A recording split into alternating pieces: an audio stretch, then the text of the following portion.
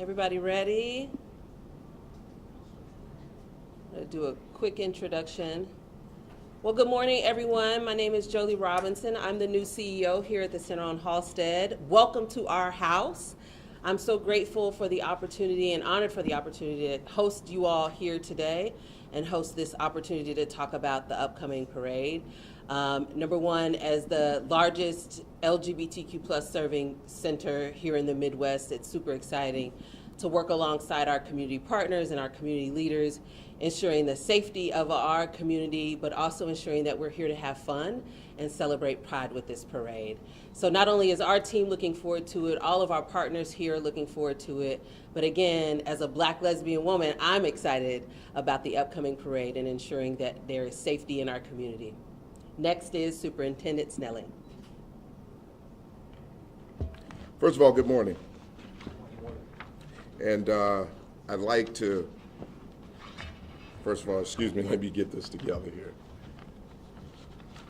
First thing I'd like to thank Jolie and the Center on Halstead for their partnership. It's been great with the Chicago Police Department, working with the organization, having some of our officers trained by the organization has been very helpful to our department. So thank you, Jolie, for being here. We're also joined here by 44th Ward Alderman Lawson and members of CPD, including our LGBTQ plus liaisons. All right, the Pride Parade annually, have this parade annually, and what it represents is the diversity of the city of Chicago, and that's what makes the city of Chicago great.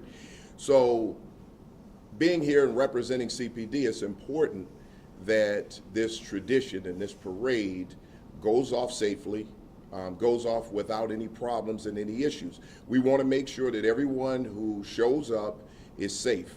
We want to make sure that every participant is safe. We've seen this parade in the past, and people just go there to have a good time, and the parade goes off well. However, what we're concerned about more than anything else is what occurs late into the night after the parade, right? There's a neighborhood that's residential. We also have our business corridors over there. And it's important that when we see these crowds, that they're celebrating peacefully, that they're not disrupting the way of life for the residents over in the location where the parade will be taking place. It's important to understand that when we have large groups, large gatherings, and it turns violent, it becomes problematic for everyone who's involved. So what I will tell you is that the Chicago Police Department, we've been planning for this for a while. Been in constant contact with the 44th Ward Alderman about planning around safety in this parade. We know that this parade gets threats constantly. We're working with not only local partners, but our federal partners, and making sure that we're looking at every threat. We take them all seriously. We do our research, and we put plans in place to make sure that none of those threats can be carried out. Our police officers will be along the entire route. You will see an abundance of police officers out there. Not because they're trying to stop anyone from having fun, they just want to make sure that everyone who is having fun gets the opportunity to do it safely. There'll be high visibility from our officers. So you will see our officers from the beginning of the route all the way until the end. We cancel days off to make sure that we have enough manpower out there, but we also want to make sure that we have enough manpower in the communities and the neighborhoods where we know violent crimes can occur. Again, we would like for you, if you see something, say something along the route. So if you see something going on within the parade and within the parade route, we would appreciate it if you stopped an officer, passed on that information to an officer that's on the route, or call 911. It would be helpful to us. Along that parade route, you will see pole markers. Those pole markers will be a combination of letters and numbers. What that is going to identify the location where you are.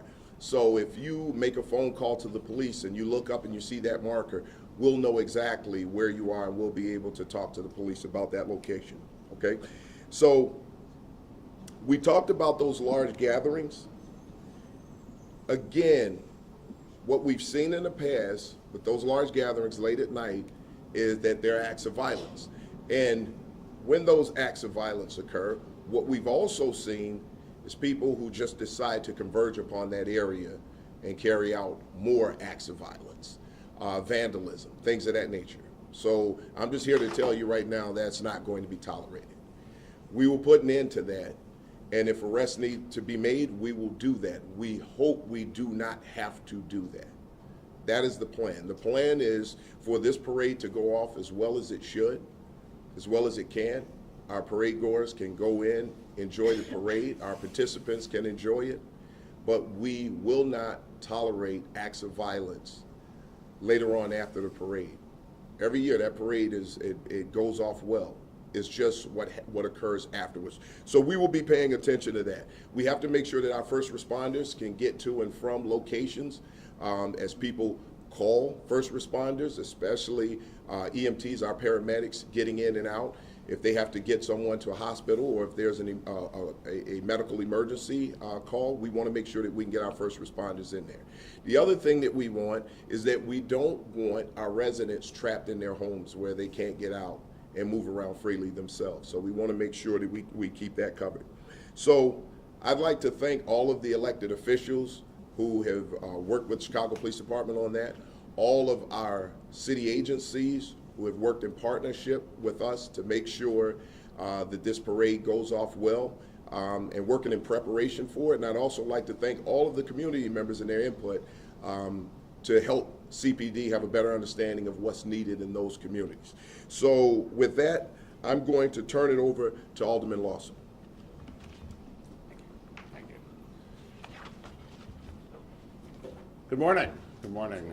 As Alderman of the 44th Ward, this is always an incredibly special time of year for us as we welcome people from across our city and our state for the annual Pride Parade.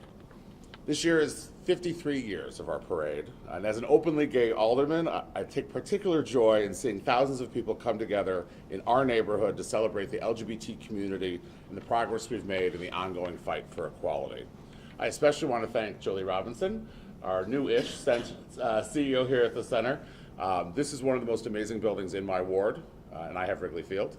But the work that's done here is so important, not just for the immediate community, but really citywide. And so I always want to lift up the center every chance I get. So thank you for that. You know, our city is a haven, not just this space and this street, but our entire city is a haven for those who are experiencing LGBT discrimination from around the world. And as we welcome folks here this weekend, I think we want to remember that. We want to keep it safe. Safety is always our #1 priority. As the superintendent said, we've known the parade has certain issues or logistical issues that we have to be addressed. We know the activity afterward, which has become increasingly more concerning. And I appreciate the superintendent's commitment to keeping our entire day safe. And that's really what this is about. It's a very long day in Lakeview, for those of us that do the whole day especially, and it has to be safe from the first arrivals to the very late night. And so I'm so grateful to the superintendent and the officers who are going to be out here this weekend for the collaboration that has happened with myself and my colleagues who have the route, with the broader LGBT community and the conversations that have happened there. And I really believe we're ready for an incredible weekend once again in Lakeview. So thank you very much. If anyone has any questions. Yes. Can you talk about whether you've seen any credible threats? You said that the parade always gets threats, but are there any threats that you deem credible? Well, here, when it comes to something like this, especially when there's a possibility of a hate crime, we take them all as credible. We take them seriously. Some threats are a little more serious than others. Some are a lot more credible than others. But when we have a threat, we investigate it, we make sure we gather as much information as we can, and we plan around that, and we plan for prevention. So regardless to whether we think it's 100% credible or not, we're still prepared for it. So we want to make sure that nothing that's a threat, because again, if it's predictable, it's preventable. So we want to make sure that we prevent any of that. Do you have a next question? Oh, how many officers will you have on the ground during the parade? Well, we're going to have a large number of officers, so I wouldn't necessarily put a number on it because we shift and we make changes based on things that happen. But we're going to have officers from the beginning until the end of that parade. There'll be shift changes in between, so we'll be bringing in fresh bodies of officers because we don't want them out there for long, extended periods of time. We want to make sure that we give our officers a break so they're fresh of mind, fresh of body when they're out there to respond. Yes, I have a question. It's not related with this conference, but I would like to take the time to ask you about Venezuelan gang that we confirmed that it's operating here in the city of Chicago. Two men has been arrested.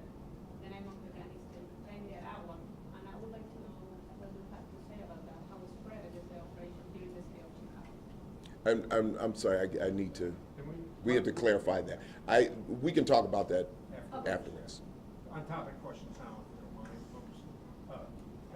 Is there any sense of when the fights happen, like the violence that night, if those are folks who have been at the parade, or if those are people who are coming in later on? Any idea of that? You know, for the most part, what we've seen from the parade goers, it's usually more family oriented, you know, people who just are there to watch the parade.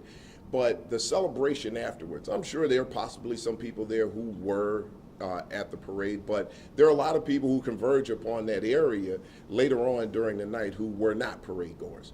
And this is why we need to be very careful about how we respond as the police. We want to make sure that anyone who is going down there to wreak havoc on the location, to commit acts of violence, vandalism, that we put an end to that before it starts. So it's not, I would not tie that to the parade.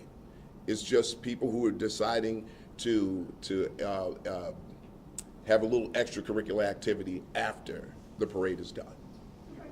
What role do the parade's changes play in your preparations this year, especially for the late night hour? Yeah, the late night hours. I'm talking about like the earlier start time, the entry cap, and the shorter route. So here's what I will tell you. For us, as the Chicago Police Department, the concern is not as much about who's in the parade, necessarily how long the parade is, but the breaks in the parade. The earlier start time, it will be helpful to us to get, like I said, fresh officers into those locations, to switch out officers who have been there for a long period of time already, working the parade itself, and then we'll have officers who are fresh to respond later on throughout the night. Does the shorter route help you staff more officers later in the evening? That's always a possibility. When things are shorter, you know, we can actually, it's more concentrated, which now our officers are not spread out as far. Sorry, I lost my voice, but the shorter parade, I mean, do you have any concern that that sort of takes away from the spirit of what the day means? And also, do you see people sort of trying to take advantage of, you know, you said the act of violence after the parade happens. Do you see people sort of trying to take advantage of that moment in a negative way? So here's what I will tell you. When it comes to the Chicago Police Department, we don't want to do anything to change the spirit of the parade. We know how important that parade is, not only to the participants, but people who go there to see the parade. There are people who wait all year to attend this parade and see it. So as the Chicago Police Department, we never want to interfere with that. Our major concern is the safety of all parade goers. It's concerned after the parade has ended. And it's important to understand this. When there are threats, when there are possibilities of disruptions, in order for us as a department to effectively intervene in those things to make sure that everyone is safe, sometimes small changes are necessary, and it's helpful to keep everyone safe. One more parade question. Yeah, you mentioned that some of the officers had received training here at the Center on Halsted. Was that in advance of this specific Pride Parade, or is that something that you've been doing? No, that's an ongoing thing. This is to keep our officers educated and aware of everything that's going on in every community. Okay, because you have said about threat and risk, but what about the specific threat on terrorist violence, because it's been issued by FBI and Homeland Security? Yes, so here, we work closely with our federal partners, our Joint Terrorism Task Force, and this is how we work together on those types of threats. So when we look at the possibility of some type of terrorism, we are working with our federal partners and we are making plans around those threats. So we look at those threats and we mentioned earlier, some of them are more serious than others, some of them are more credible than others, but we take them all seriously and we have plans around them. I think so. That was another thing. Can the Alderman? Sure. I just have a question about bar times, closing times. Mhm. Is that something that has been addressed or is thought about being addressed regarding violence late at night or problems late at night, bar closing times? So the bars are allowed to operate during their regular hours for Sunday, which I believe is 11 a.m. For taverns until 2 a.m. The bars on Halsted that I can speak to are a partner in the safety of our community on that day. They not only have additional security, but they're bringing people in off of the streets and making sure that they're not overserved, that they are hydrated, and most years, cool. This year may be a little bit different on weather. So any decision as far as closing bars early is something that's sort of made on an emergency basis by the police. What I've said is, we've had bars that they're full, they cut their line so that there's no longer people waiting, and then people will go out the alley if needed, if there's problems in front, or at a time when it is less crowded to go out in front. So the bars are our partner in this, but there's no closing early or anything like that yet. All right, thank you very much. Great.